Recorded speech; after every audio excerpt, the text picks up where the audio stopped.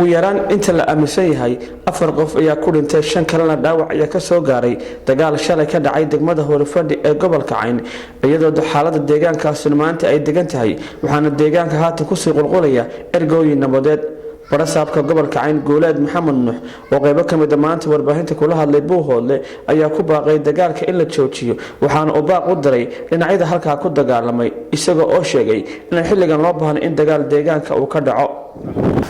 marka hore waxaan rabaa inaan tacsi u diro wiilasha dhalinyarada ahaa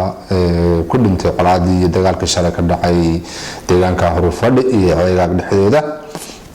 halkaasoo ay ku dagaalamayeen laba beelood oo walaalo ah oo labaduba ka tirsan beelaha gobolka Cayn marka hore waxaan rabaa in aan tacsida la wadaago eheladii qoyskoodii qaraabadoodii xaasaskoodii iyo carruurtoodii in Ilaahay samir iyo iimaan u ka siiyo awil khayr qabana Ilaahay ugu bedelo subxaanahu wa ta'ala tacsida guud waxaan rabaa in aan si guud aan u diro labaad in aan kaga hadlo baaq nabadeed oo ku saabsan colaadaasi labada beelood ee walaalaha ah soo noqnoqotay muddo 13 sano hadda ku siman ay colaadaasi soo jiitanaysaa waxa weeye xalal fara badan waa laga gaaray way soo noqnoqotay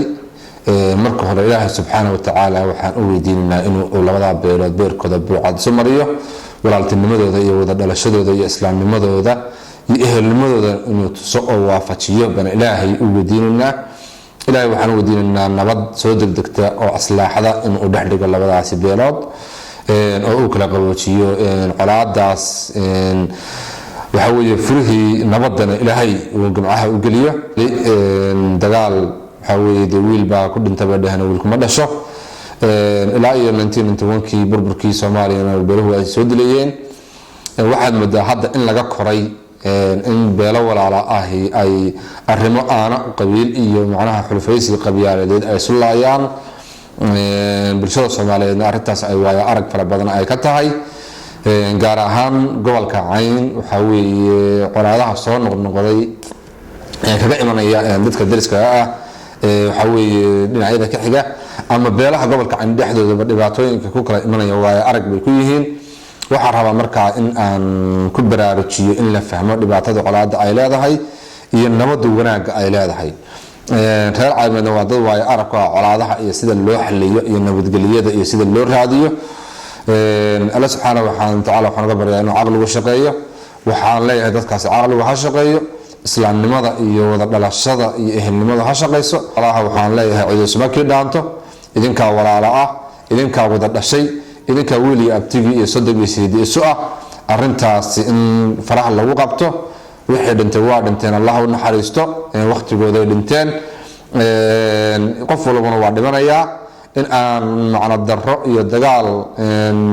sokeeye aan wiilal dambe inaga dhiman inaan ku dadaalamaan soo jeedin lahaa in loo dhiga nuglaado ergada iyo waxa kale la yiraahdo dadka nabadeynta u yimi baan soo dhaweynayaa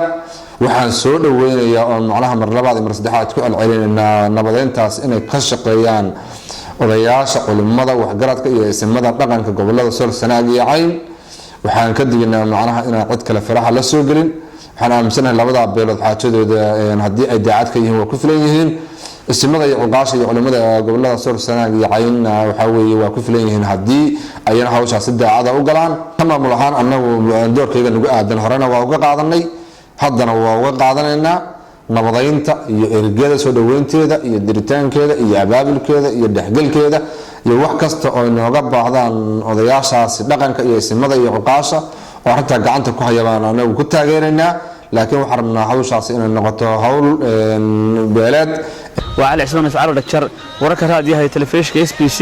magaalada Buuhoodle ee xarunta gobolka Cayn